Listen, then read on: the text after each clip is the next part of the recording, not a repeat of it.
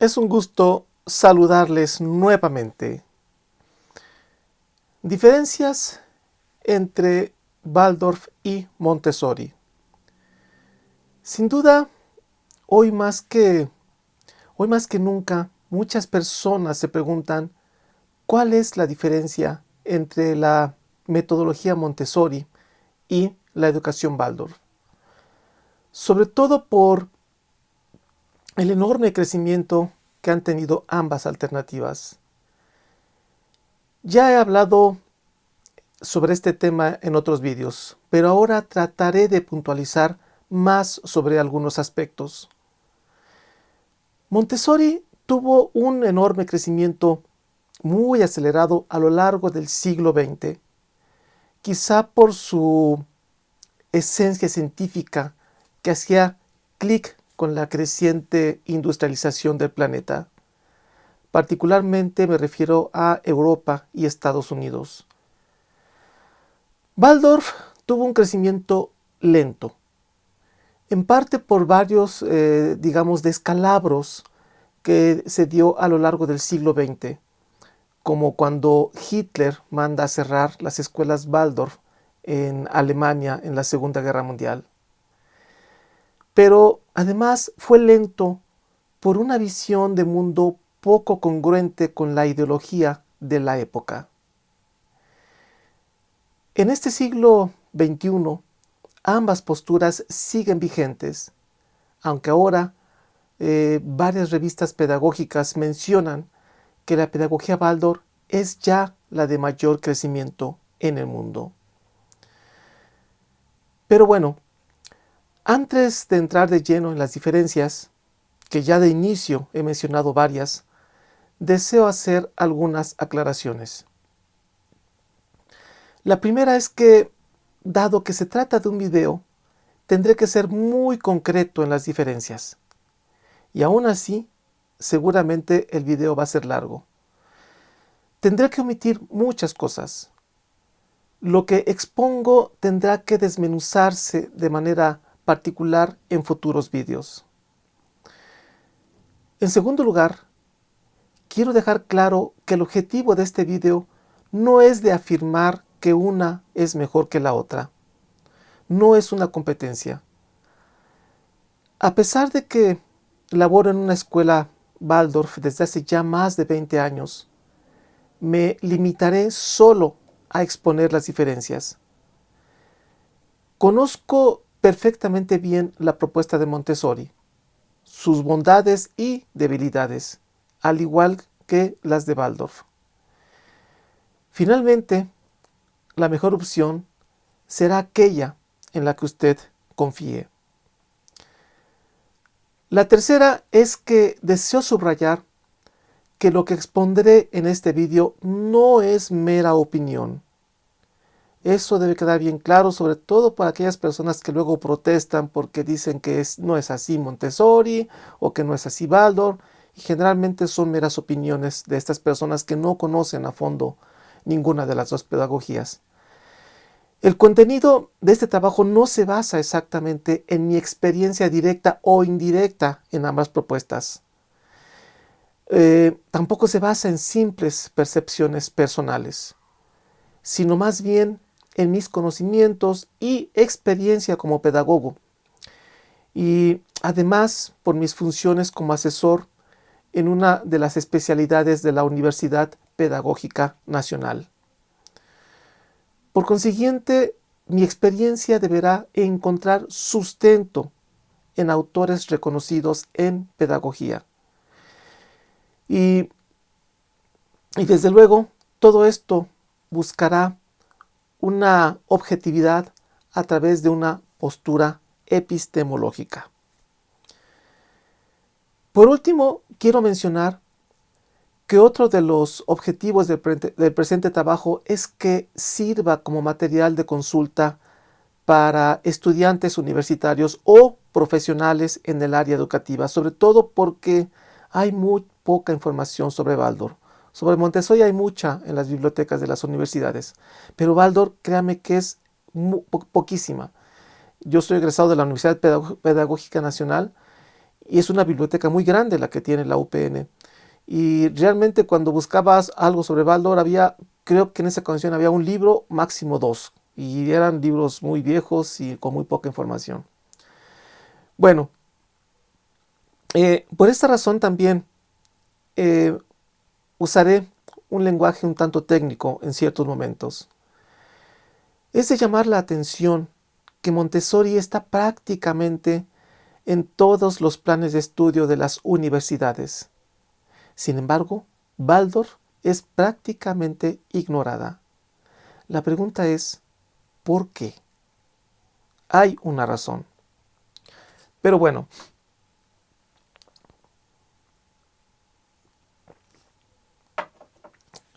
la, la suprema diferencia entre ambas posturas es la concepción de mundo que tenían los creadores de ambas alternativas educativas y del contexto histórico pedagógico en el que nacieron.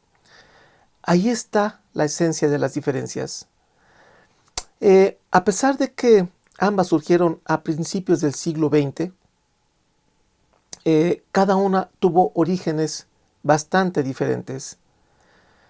Veamos, Montessori se erige sobre la base del movimiento progresista de Escuela Nueva, surgido en Europa y Estados Unidos. Este movimiento educativo se gestó principalmente gracias a las ideas pedagógicas conservadoras y muy criticadas de la escuela tradicional de origen jesuita. Esto fue en el siglo XVI. Y en particular me refiero a la obra de la Compañía de Jesús, con Francisco de Loyola como líder de este movimiento educativo y religioso. Desde luego, como podrá usted observar, me refiero a la Contrarreforma católica, que sin duda tuvo grandes y eficientes logros educativos. La educación jesuita era, y lo sigue siendo, muy valorada por muchas personas. Dicho sea de paso, los jesuitas son actualmente una organización muy, pero muy poderosa. Ese es otro tema. No obstante, paralelamente a su gran éxito, también fueron evidentes los abusos de autoridad, la rigidez de sus métodos y la limitada y anquilosada concepción de niño. Se dice que este tipo de educación aislaba al niño del mundo. Sobre todo el concepto de libertad es el que se le cuestiona mucho a la educación de los jesuitas. Estos y otros motivos fueron base para que progresivamente surgieran posturas innovadoras en educación. A partir del Renacimiento, surgieron múltiples pensadores con posturas opuestas a la pedagogía tradicional de los jesuitas. Sería imposible citar a cada uno de ellos, son muchos, pero entre los más importantes tenemos a Juan Jacobo Rousseau en el siglo de las luces.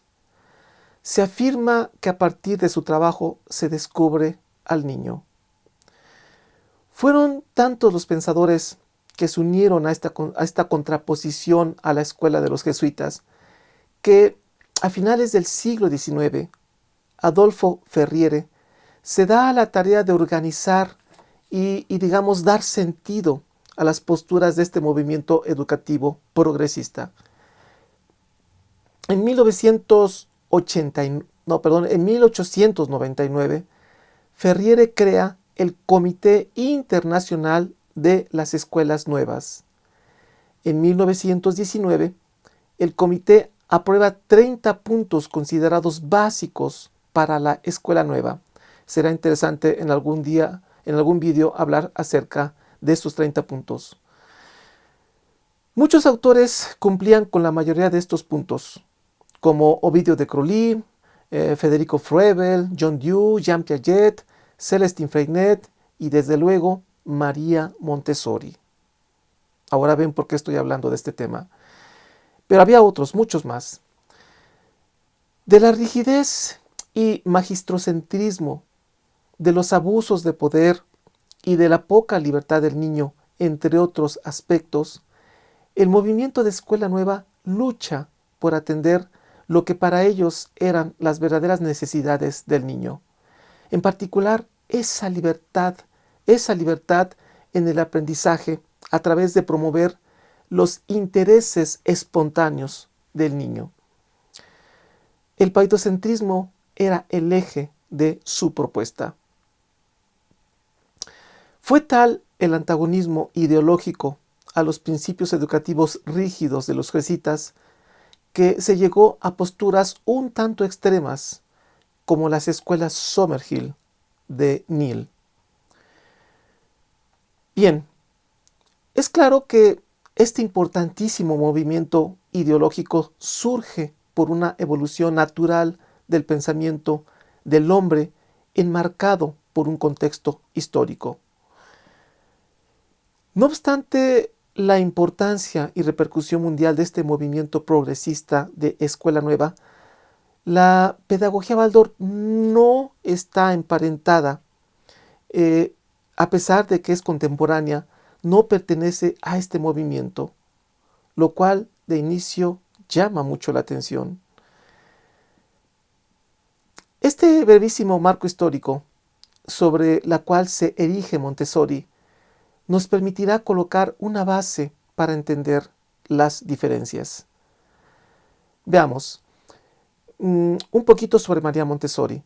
Montessori nace en 1870. La fecha es importante. Fue la primera mujer graduada como médico en la Universidad de Roma. También tuvo estudios en biología y filosofía. Fue una mujer muy estudiosa. Después de graduarse, permanece algunos años como asistente de la clínica de neuropsiquiatría, donde atendía niños con problemas mentales. Montessori era seguidora de la Escuela Francesa de Psiquiatría, capitaneada principalmente por dos médicos, por Seguin e Itard. Perdón por la pronunciación, no sé hablar francés, pero lo voy a escribir. Tuvo mucha influencia de la obra de Itard, en particular la postura de que al niño no se le puede imponer nada. No se le puede imponer nada. Dentro de las labores en el hospital, Montessori utilizó en abundancia los materiales educativos diseñados por Seguin para niños frenastésicos, es decir, niños con algún tipo de retraso mental. El éxito de este método con niños anormales, y en particular la eficiencia de estos materiales educativos, sugirió a Montessori su uso con niños mentalmente sanos. Si eran eficientes con niños de 8 años con problemas mentales, entonces deberían serlo también con niños sanos mentalmente, pero de 4 años, ya que ambos se encontrarían en la misma fase de desarrollo mental. Sí le capisca, ¿verdad? Pronto se presentaría a Montessori la oportunidad de poner en práctica su teoría. El Instituto romano Dei Beni Stabili, tampoco sé italiano, pide a María Montessori dirigir una escuela para niños de preescolar que no podían ser atendidos durante el día. La escuela estaría dentro de los grandes edificios de la institución. De esta forma, en 1907 surge la Casa dei Bambini. Finalmente, después de todo este trabajo que Montessori realizó en esta institución, expondría su obra en su libro, es uno de los libros más famosos de Montessori, que se llama El método de la pedagogía científica aplicado a la educación infantil y la autoeducación en las escuelas elementales. Por esta razón, la propuesta de Montessori es un método cuya base es científica. En palabras de Nicola Bagnano, uno de los autores más reconocidos en historia de la pedagogía en las universidades, dice: es una pedagogía científica porque en vez de fundarse en tendencias filosóficas o visiones de mundo, quiso apoyarse esencialmente en los nuevos conocimientos sobre el hombre y el niño, adquiridos sobre todo por ciencias nuevas y vigorosas como la psiquiatría y la psicología. Bien, pues creo que está claro el origen netamente científico de la metodología Montessori. ¿Y cómo surgió Waldorf? Rudolf Steiner, el creador de la pedagogía Waldorf, nace en 1861, en la frontera entre Austria y Hungría. Desde su infancia, Steiner era una persona con amplios deseos de aprendizaje y era en extremo observador, era muy observador Rudolf Steiner. Desde pequeño comenzó a tener experiencias interiores, percibía el mundo suprasensible. El mundo suprasensible, esa palabra es clave para entender a Steiner. La entendía como una realidad constantemente presente. Dado que este tipo de experiencias eran fácilmente atacadas en aquellos tiempos y hoy siguen siéndolo, Steiner fue muy discreto. No platicaba a nadie sobre sus capacidades. Acudió a diversos institutos educativos donde estudió varias materias, por ejemplo, matemáticas, ciencias naturales, filosofía, literatura, psicología y medicina. Steiner fue gran seguidor de la obra de Goethe. También lo escribo. Goethe. De hecho, cuando tenía apenas 21 años, le solicitan encargarse de la publicación y comentario de los escritos científicos de Goethe. Estas experiencias y sus estudios en diversas disciplinas, en particular la filosofía, le llevan a escribir varios libros y dictar enorme cantidad de conferencias por diversos países, todas ellas basadas en su particular percepción del ser humano. Entre algunos de sus libros más importantes tenemos uno de los más conocidos, que es el de la filosofía de la libertad. Otro es cómo se alcanza el conocimiento de los mundos superiores. Y otro es la ciencia oculta. Era tal su capacidad de observación que al alcanzar la vida adulta logra definir con mucha exactitud sus percepciones, de tal forma que afirma que el conocimiento de estas realidades suprasensibles pueden estudiarse científicamente. De esta forma surge lo que él denomina la ciencia espiritual.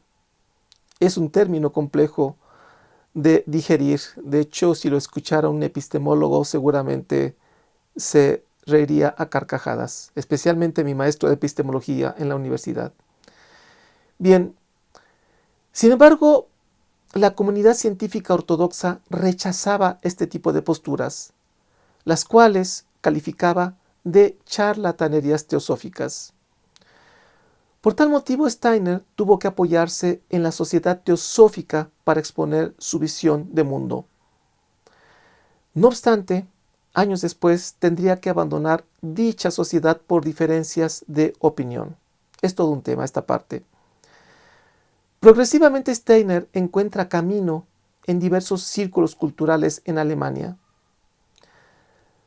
Dadas las condiciones deplorables de una Europa sacudida por la guerra, y en especial de una Alemania que había sido derrotada, fue que detrás de cada proyecto de Steiner se hallaba siempre el impulso para una transformación social. Steiner basó su trabajo en tres principios fundamentales: libertad espiritual en la vida cultural. Fíjense qué importante, México tendría que aprender mucho de esta parte. Igualdad democrática en la vida jurídica.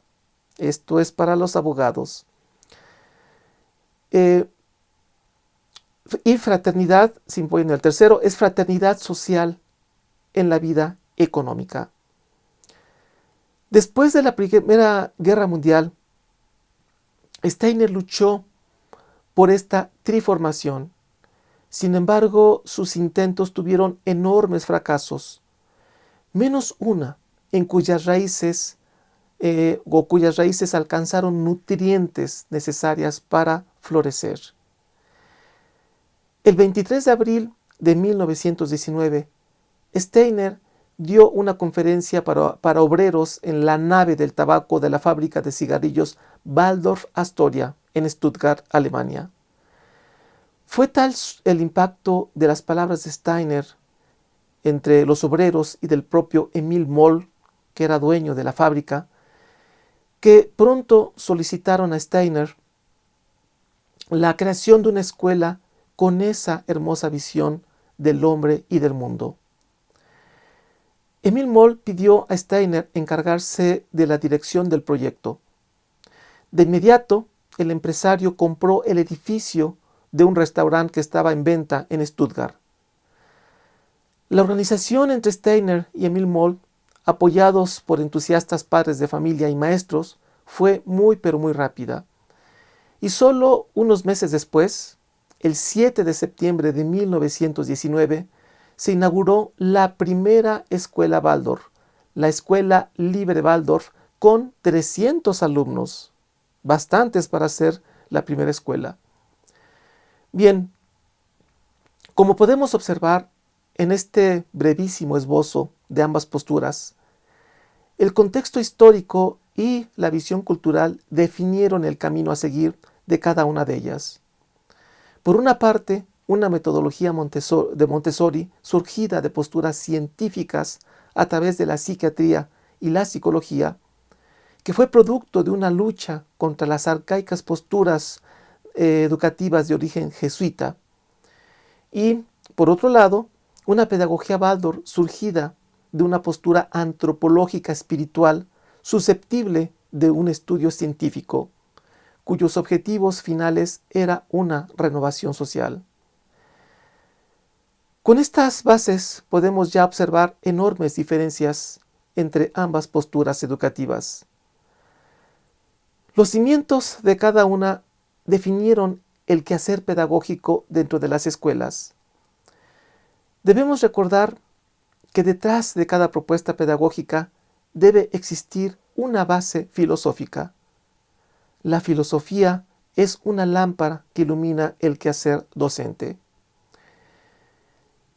Esta gran diferencia nos permite entender los métodos o estrategias didácticas ocupadas en cada una de ellas, los roles tanto de maestros como del alumno, todo ello producto de una concepción del hombre tan diferente. Sería maravilloso exponer cómo es un día típico en ambas posturas, pero sería demasiado extenso. Como lo he hecho hasta ahorita, me limitaré a precisar algunas diferencias esenciales que marcan el carácter de cada una de las propuestas. El movimiento de Escuela Nueva, con la cual se identifica Montessori, tuvo como tendencia la eliminación del autoritarismo y, por supuesto, también del magistrocentrismo de la escuela tradicional. De tal forma que uno de los objetivos era constituirse como un método anti-autoritario, eliminar o disminuir a su mínima expresión la autoridad era una constante. En propias palabras de Montessori, que dijo: para el progreso del niño, ella, se refería a la maestra, debe eclipsar y renunciar a los derechos que antes eran de ella. Debe entender muy bien que no puede haber ninguna influencia ni sobre la formación ni sobre la disciplina del alumno, y que toda su confianza debe ser puesta en las energías latentes de su discípulo. Son palabras de Montessori. Por tal razón, a este tipo de propuestas educativas se les conoce en el ambiente académico como modelos no directivos. Entre menos participe el adulto, mayor libertad en las decisiones del niño. Si bien en la metodología Montessori existen ciertos límites y disciplina, la tendencia es es a reducirlos al máximo. La figura del maestro fue eliminada en mayor o menor grado. De hecho, no se les llama maestros, sino guías. En Waldorf no es así. El maestro sigue siendo el maestro. De hecho, es la autoridad dentro de la clase. Y uno de los grandes retos del maestro es constituirse en la autoridad amada. En Waldorf, la influencia del maestro hacia el alumno es fundamental. La actitud del maestro en la clase no debe ser exactamente, digamos, un acto espontáneo, sino que el maestro debe luchar contra sus propias debilidades para que, dentro del aula de clases, se constituya como el mejor ejemplo a seguir. Afirma Steiner que de pequeños los niños imitan y cuando los niños son más grandes, emulan. Creo que esta parte es muy importante para la figura de autoridad. Existe una frase muy bella en Waldorf que dice: un adulto en presencia de un niño debe tener acciones dignas de ser imitadas en sentimiento, más bien sería en pensamiento, en sentimiento y en voluntad. En Waldorf, el maestro no puede ni debe eclipsarse, como lo plantea Montessori. Gran parte de la formación del niño se basa en las cualidades del maestro. Esta es una de las grandes diferencias. Si Montessori buscaba disminuir la participación adulta, por consiguiente, y tomando en cuenta que se tienen objetivos académicos, el núcleo de su propuesta es la educación como autoeducación. Son modelos que promueven la autoeducación. Por esta razón, en Montessori, la labor adulta consiste en crear el ambiente. Los ambientes son muy importantes en Montessori, también en Waldorf, pero estamos hablando de un ambiente diferente. Un ambiente en Montessori es un ambiente libre de obstáculos innaturales. El niño goza de libertad para moverse y elegir de manera espontánea lo que desea hacer entre diversas opciones. Los materiales son científicamente diseñados para despertar la curiosidad del niño y estimularlo a construir su propia versión del conocimiento. Y, por ende, lo que promueve es un autodesarrollo. Los materiales son muy variados. Todos ellos buscan estimular la curiosidad y los sentidos, como lo son el tacto, el olfato, el gusto, el oído. El niño puede elegir cualquiera de manera libre, pero tiene también ciertas obligaciones y una de ellas es devolver a su lugar lo que tomó antes de tomar otros objetos. Digamos que la maestra no enseña, sino dirige. Dirige ciertos aspectos en la organización e interviene lo mínimo indispensable. Por ejemplo, si un niño molesta a otro, lo que hace la maestra es que se limita a ponerlo en una mesa aislada. Se pretende un modelo no directivo, como ya lo mencioné, aunque en ciertos casos la intervención adulta es inevitable. Es decir, los niños no están solos, como pudiera ocurrir un poquito más en los modelos Summerhill. Muchos de los materiales tienen como finalidad introducir activamente al niño al mundo de las letras y de los números. No solo se respeta la espontaneidad del niño, sino que se estimula. La capacidad de autodirigirse favorece su libre decisión. Son principios fundamentales en Montessori. La tecnicidad del método Montessori fue lo que aseguró su éxito, sobre todo porque se sincronizaba con la tecnicidad de una sociedad cada vez más centrada en los avances científicos y tecnológicos. Además, por el auge de las teorías del conocimiento con tendencia también científicas. En Montessori, los materiales tienen un rol preponderante dentro del aula. El límite son los propios alcances de los materiales y el libre principio activo del niño. Por eso se les llama escuelas activas. La ciencia, digamos, aplicada en los materiales, tiene el objetivo de desarrollar las capacidades físicas, pero también hacen un llamado al intelecto del tipo, digamos, del tipo lúdico científico. Desde luego, guardando la debida proporción. Por esta razón, gran parte del tiempo en los niños lo utilizan de manera individual.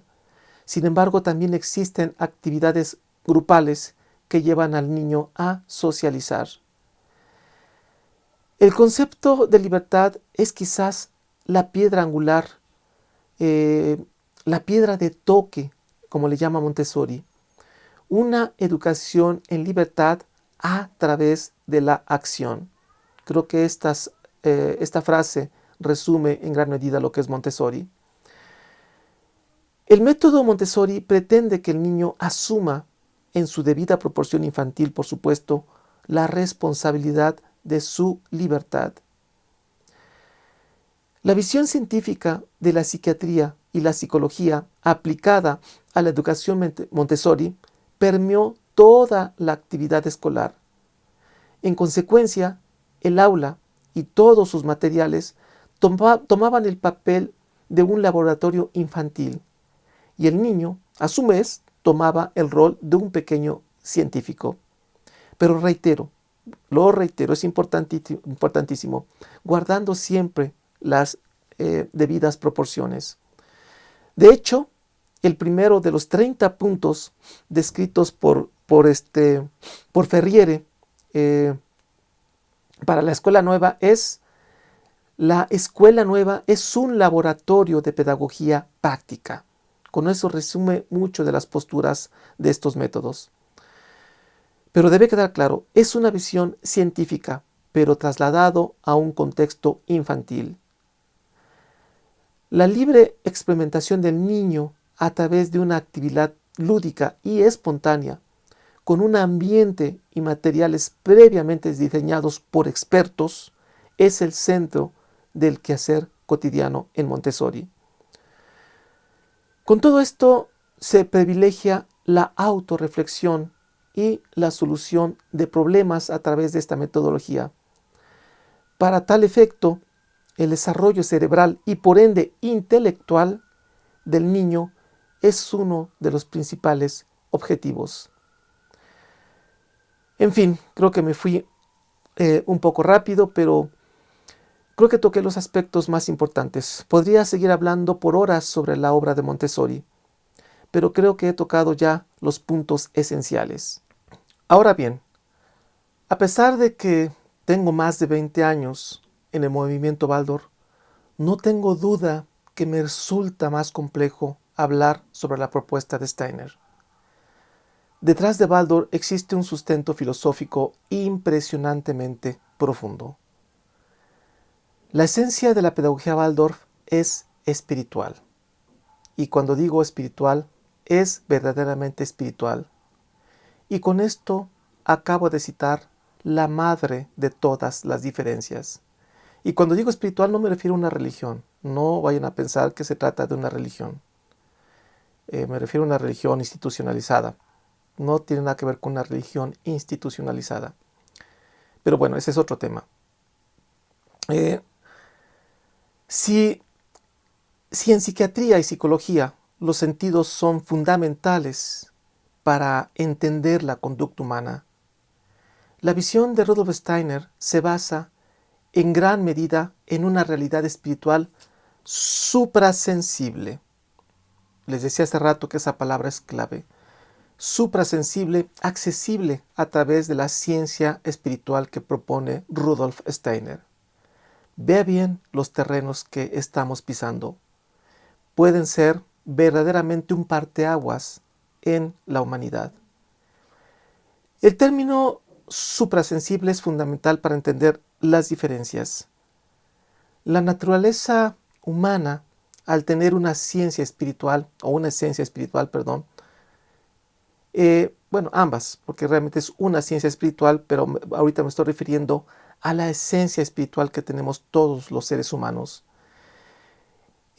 Al tener esa esencia espiritual se vuelve infinita y digamos que así de grande tendría que ser la capacidad humana para entender las profundidades de su conducta. Trataré de explicarlo de manera breve. La ciencia oficial reconoce la existencia humana a partir, digamos, del parto o de algunas semanas de gestación. No importa cuántas, yo sé que hay controversia en ese punto, pero no es lo que ahorita nos interesa destacar. Digamos que desde su nacimiento el niño es susceptible de ser educado. Y para la concepción científica, educar es agregar. Es agregar conocimiento a partir, digamos, de acciones o experiencias sensorias externas, así como lo hace de manera muy eficiente Montessori.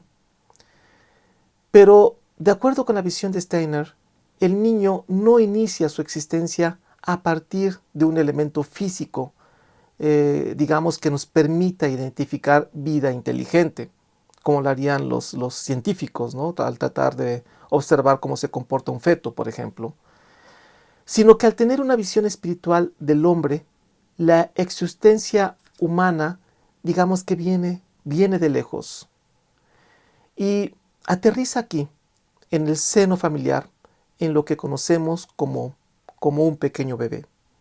¿Sí le capisca? En otras palabras, el niño nace, digamos, iluminado por una realidad espiritual infinita y profundamente sabia. Esto significa que el niño viene dotado de un conocimiento espiritual. No es una tabula rasa. Digamos que trae un regalo para el mundo en el que nace y buscará entregarlo cuando esté listo para hacerlo, es decir, en su vida adulta. Pero para que el niño logre desplegar estos dones espirituales es importante eliminar los obstáculos físicos y psíquicos. Y es ahí donde la pedagogía Waldorf muestra gran parte de su propuesta. La concepción humana desde la ciencia ortodoxa es muy diferente a la concepción humana desde una visión espiritual. En Waldorf, educar no solamente es agregar experiencias sensoriales y conocimientos desde afuera, sino, además, y muy importante, es descubrir con reverencia algo muy valioso al interior del niño. Y a la vez de valioso es también altamente sensible. Pero para lograr que estas virtudes espirituales se desplieguen, las experiencias externas de todo tipo, incluidas las escolares, deben ser planeadas por el adulto de acuerdo a esa visión espiritual. Es importante que estas experiencias no se conviertan en el principal obstáculo para el pleno desenvolvimiento del ser humano total. Por esta razón, perdón,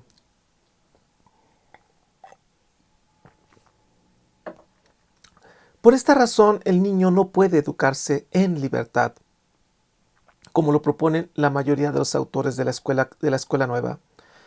El niño no tiene la conciencia de estos atributos ni de cómo desplegarlos. Requiere del trabajo adulto respetuoso de las leyes que subyacen dentro del niño. El maestro debe conocer la totalidad de las fuerzas que obran dentro del alumno.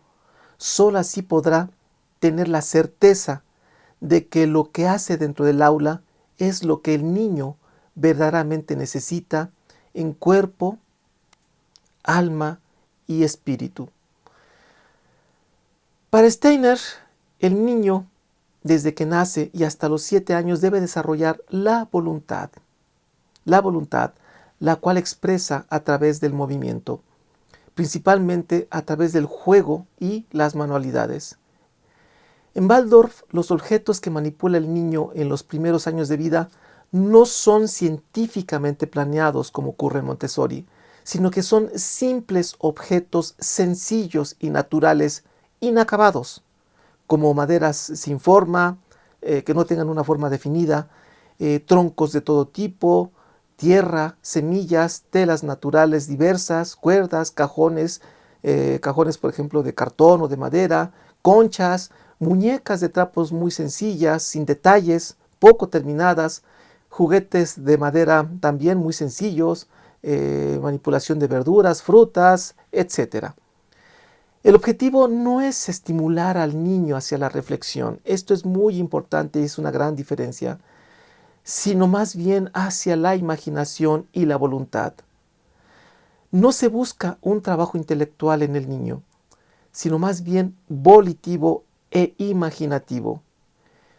Ninguno de los objetos manipulados contiene letras o números. No se pretende un llamado al intelecto, sino al movimiento a través de actividades con sentido o del juego libre. Por consiguiente, en esta etapa no se hará nada que despierte al niño hacia una reflexión consciente, nada que lleve de manera prematura hacia el mundo intelectual adulto. Eso es fundamental y eso es una de las grandes diferencias contra las escuelas activas o escuelas del movimiento de Escuela Nueva que organizó Ferriere. Esto significa que los niños no aprenderán a leer ni a escribir en preescolar. En Waldorf, la escritura-lectura se inicia después de los 7 años. Antes se evita toda acción que lleva a los niños hacia una lectoescritura prematura. Todo esto no quiere decir que no haya ciencia en Waldorf. Todo lo contrario. En Waldorf los niños se enfrentan a experiencias científicas de manera progresiva y de una manera muy particular, que en parte ya lo he explicado en un vídeo que se llama, me parece que le puse tecnofilia o tecnofobia. Véalo. Bien, el niño al nacer conserva esa pureza espiritual.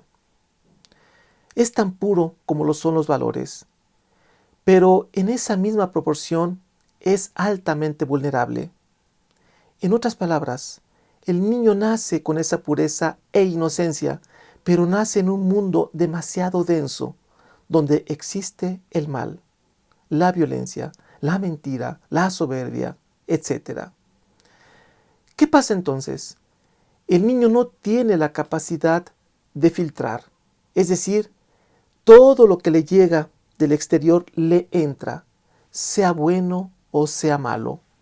No posee filtro, no puede decir no, no puede protegerse de los vicios humanos adultos. Ahora bien, las fuerzas espirituales buscan desplegarse, pero deberán hacerlo al ritmo de sus propias leyes y no al ritmo de las leyes humanas y sobre todo de esas leyes científicas. Por consiguiente, la ley de la ciencia ortodoxa puede no aplicar a las realidades del niño. Para que la gran sabiduría espiritual se manifieste, se requiere de tiempo y el ambiente adecuado, algo así como, yo le llamaría como una incubadora cultural que mantenga al niño en un estado de ensoñación, protegido, como si estuviese dentro de un capullo. Es decir, no despertarlo demasiado pronto, cosa que muchas escuelas activas buscan hacer. En Waldorf se requiere tiempo y espacio para que el niño desarrolle esas virtudes.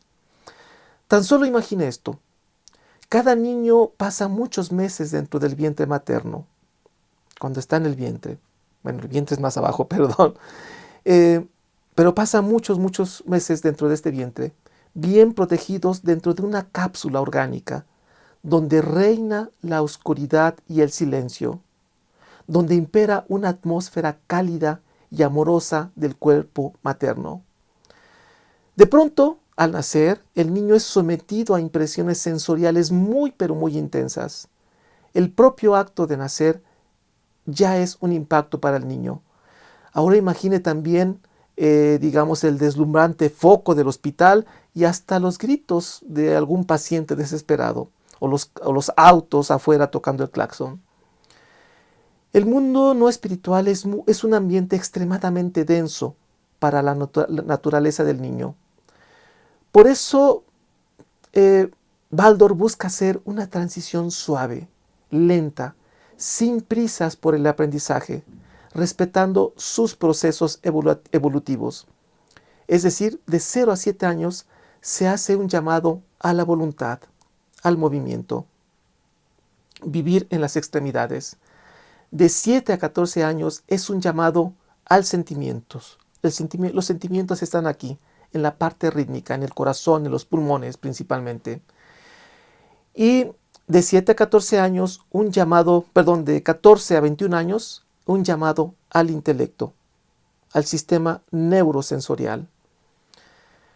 Por esta razón, Baldor elimina materiales de formas rígidas, cargadas de objetivos despertantes. Digamos que Montessori educa en libertad. Baldor educa hacia la libertad. Por lo tanto, los roles tanto del niño como del adulto son muy diferentes, al igual que el concepto de libertad, por supuesto. En Montessori se pretende eliminar al máximo los límites. En Baldor se reconoce que el niño necesita límites y los pide a gritos. Y quiero aclarar, no estoy diciendo que Montessori no tenga límites, por supuesto que los tiene. Pero la tendencia de una verdadera escuela Montessori es a eliminarlos, no totalmente, sino reducirlos a su mínima expresión. Montessori es un sistema espontaneísta. El niño elige de manera espontánea qué actividad realizar entre una gama de opciones. En Waldorf no es así. Waldorf es una pedagogía rítmica. Es muy importante esa palabra. Es una pedagogía rítmica. Es decir, el niño no elige la actividad, sino que cada una de ellas están programadas por día, por semana, por mes y por año.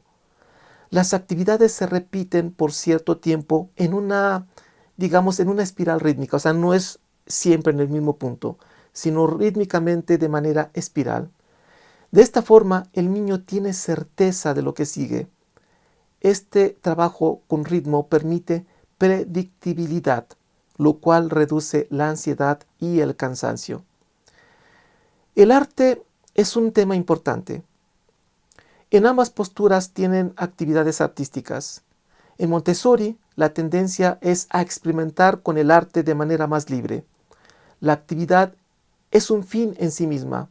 Es un arte más con tendencias lúdicas. De hecho, todas las actividades, no solamente el arte, busca acceder al conocimiento a través de la actividad sensorial. En Baldor es diferente. Se busca despertar lentamente una conciencia espiritual a través de actividades, entre ellas el arte, que lleven al niño de manera no consciente, lo subrayo, de manera no consciente a una experiencia suprasensible. En Waldorf el arte no es lúdico, tampoco es un fin, sino es un medio para acceder lentamente a un conocimiento superior. En Montessori, el niño puede elegir entre diversas actividades artísticas. En Waldorf no es así. Cada actividad se lleva a cabo según la edad del niño. El niño no elige qué hacer, sino que el profundo conocimiento del maestro sobre la naturaleza del niño le indica qué actividad artística servirá como instrumento para atender las necesidades del niño en ese momento de su vida. No solamente, digamos que a nivel físico, sino anímico y espiritual. En Waldorf, los instrumentos o las actividades artísticas no se ejecutan de manera espontaneísta, como ocurriría en una escuela activa, sino que existe un rigor en su ejecución. Hay un respeto a la técnica que exige esfuerzo y gran disciplina. Montessori incentiva la libertad de hacer, ese principio activo. Por eso la figura del maestro que enseña desaparece. Por consiguiente, propone la autoeducación. Ya lo mencioné, es un modelo no directivo. La actividad espontánea del niño es su eje. En Waldorf se ejercita la autocontención del niño a través de la dirección del adulto. En cierto sentido, el maestro, digamos que es algo así como el motor, pero un motor que establecerá un ritmo henchido de actividades en armonía con los procesos evolutivos del niño. En Waldorf sí hay una dirección adulta. El maestro es, digamos, como el director de orquesta. Él no hace los sonidos, el director no toca el instrumento, lo hacen los músicos. Pero el director tiene la capacidad y el conocimiento para coordinar las habilidades y los sonidos de cada músico y de su instrumento.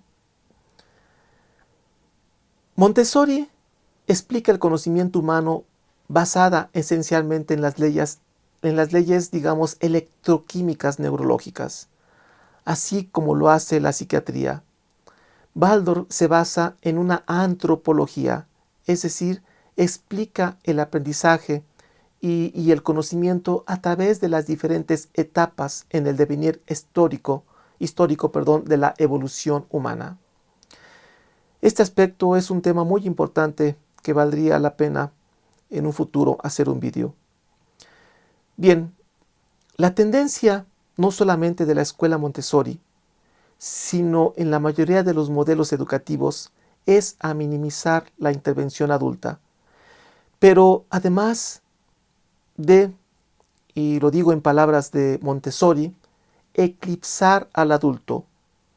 Así lo dice Montessori, eclipsar al adulto, como ya lo he explicado, se coloca al niño frente a materiales y en general ambientes que estimulan su curiosidad y su inteligencia.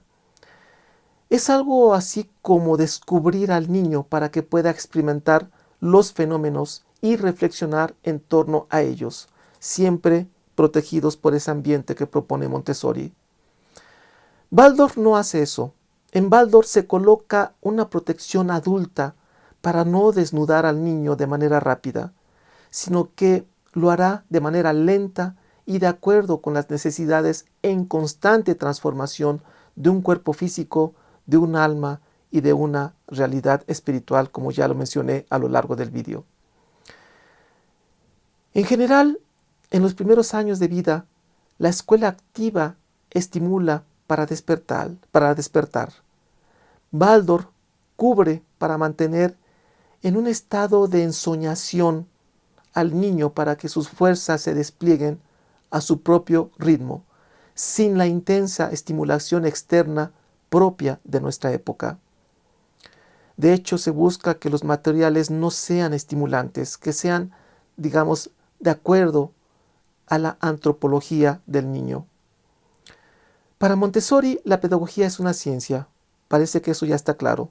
Su propuesta se considera un método o un sistema educativo. Por esta razón, Montessori se ubica en la época de los grandes sistemas, así se le llama, a la época de los grandes sistemas dentro de la escuela nueva, que lo que hace es que se aleja de las posturas filosóficas. Para Steiner, la pedagogía es un arte, por consiguiente, no es un sistema o un método. Un sustento filosófico muy profundo otorga sentido a su propuesta, a la propuesta de Steiner. Por consiguiente, Waldorf es más bien una forma de vida. Pues bien, ya para terminar, ya se extendió mucho este vídeo, la pregunta es, ¿cómo se traslada estas visiones de mundo hacia el aula? Eso habría que detallarlo a través de muchos vídeos. De hecho, ya he realizado algunos donde planteo aspectos más particulares. Pero, en pocas palabras, detrás de toda educación hay una intención. Cuando vemos trabajar a niños dentro de una escuela, sea Montessori o sea Waldorf o de cualquier sistema educativo, deberemos ser conscientes de que lo que observamos es la parte visible. Y en la parte visible, los estilos educativos se parecen mucho. En Montessori es más fácil detectar las intenciones desde lo visible, y esto es debido a su concepción científica sensorial, aunque detrás también, por supuesto, hay una intención. En Waldorf, lo esencial es invisible, es decir, no se pueden deducir las intenciones a partir de lo visible. Digamos que en Waldorf las actividades que el niño realiza y que podemos observar no solo, más bien, que podemos observar son solo un medio visible para un fin invisible. No sé si le capisca. Las actividades académicas o artísticas, su estructura pedagógica, así como las estrategias didácticas son solo un pretexto para construir un puente cuyo fin es unificar lo espiritual en el hombre con lo espiritual en el cosmos. Esto resumiría muy bien lo que busca Waldorf. Esto significa que ambas propuestas educativas, Waldorf y Montessori, el docente debe tener un conocimiento profundo de los fines que persigue para que lo que se hace dentro del aula, es decir, lo visible, sea un medio para lograr sus objetivos. Debo aclarar algo.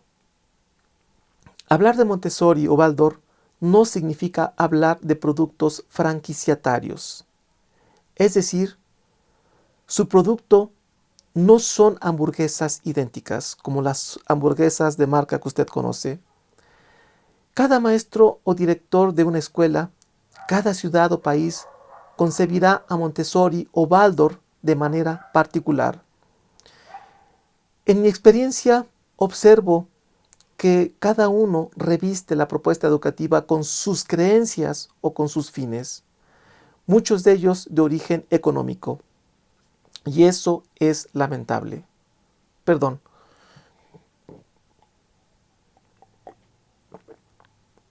Muchos dueños de escuelas muchas veces no tienen ni idea de los fundamentos pedagógicos, pero tienen su escuela y la ejecutan a su manera de ver el mundo.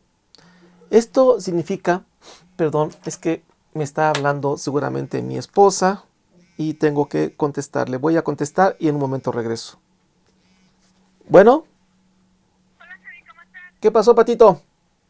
Estamos aquí en división. Esto significa que no hay dos escuelas iguales, sean Waldorf o Montessori. He observado escuelas Montessori que llevan a cabo el método muy apegados a lo que propuso María Montessori y funcionan de maravilla, pero otras se hallan perdidas en métodos personales. Lo mismo ocurre en Waldorf. Hay escuelas Waldorf Deep, lo escribo aquí, Deep, es decir, profundas, pero también hay escuelas Waldorf Cool, es decir, escuelas chidas. Escuelas chidas, bastante superficiales. Esto ha provocado confusión a la hora de tratar de identificar similitudes y diferencias. Detrás de Montessori hay hilos científicos. Detrás de Waldorf hay hilos espirituales. Si usted me pregunta, ¿qué propuesta es mejor? Yo le respondería, aquella en la que usted más confíe. Sin duda, una de las dos hará clic con su visión de mundo. Bien, si logró llegar al final del video, pues felicidades, fue un video bastante largo. Le agradezco su paciencia. Soy el profesor Javier Posada y que la luz de la verdad ilumine su camino. Hasta la próxima.